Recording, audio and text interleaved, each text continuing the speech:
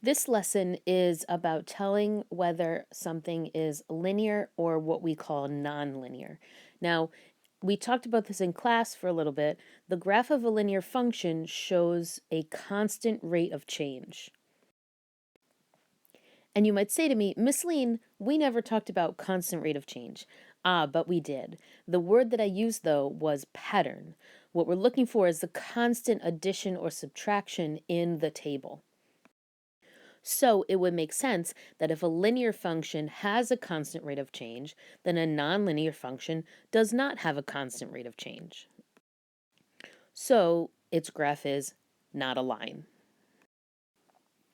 So what we're going to do down here in example 1 is determine whether these tables show constant rates of change, and therefore we're going to tell whether they are linear or nonlinear. So let's look at example 1. You have to have the constant pattern in the x's, and then not necessarily the same pattern, but you have to have another constant rate of change pattern in the y's as well. So if we look at the x's, you see it's going by threes every time. So that's good. And then if you look at the y's, this was -8, this is -8, and that's -8. So because I have that constant rate of change, this letter A table must be linear, which means if I were to graph the points, they would make a line. Now, if you look at letter B, you see that there is the constant pattern here, right? It's +2, but in the y values, it's +9, then it's +22, then it's +55, right? So it's not the same. Even though the x's are the same, the y's are not. So this is nonlinear, which means if I were to plot the points, they would not make a line. So now we look at example 2, and another way to tell if something is linear or nonlinear is if you can write it in the form y equals mx plus b.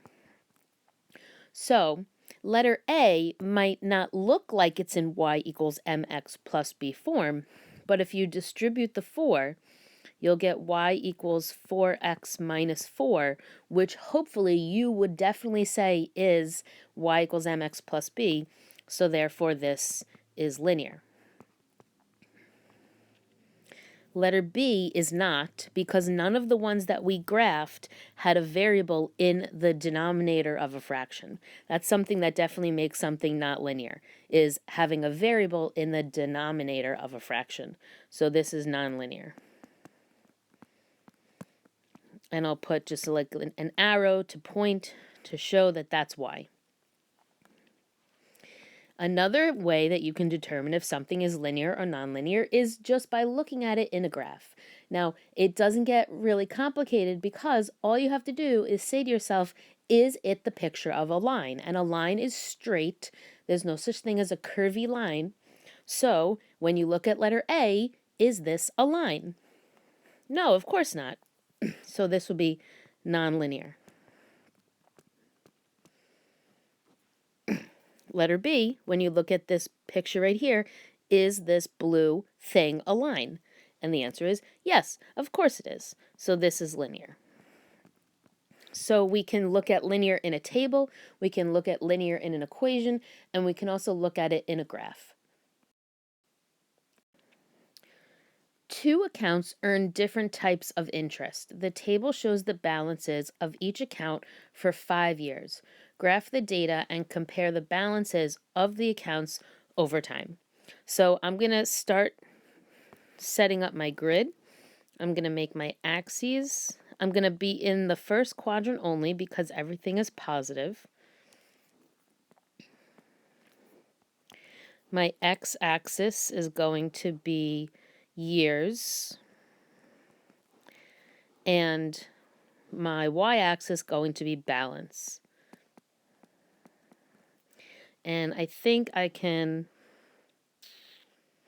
let's see. I'm going to make a break here, even though I tell you I don't really like breaks, but it's okay when there's no data. So the years can go by ones.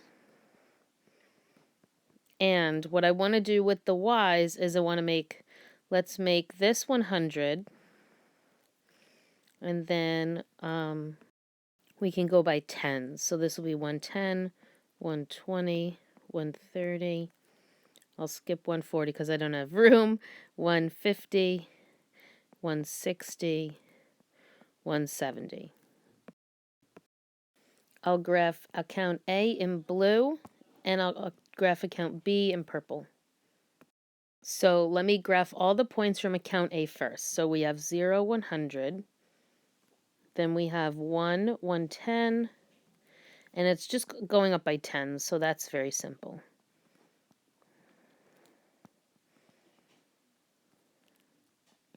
Let me make the line.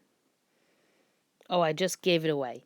This one's linear. Okay, so now let's look at example or account B. So it starts at 0, 100 also, but then it starts to be different after year 2. It goes to 121, and so now I'm just estimating where the values are. And it's starting to like curve a little.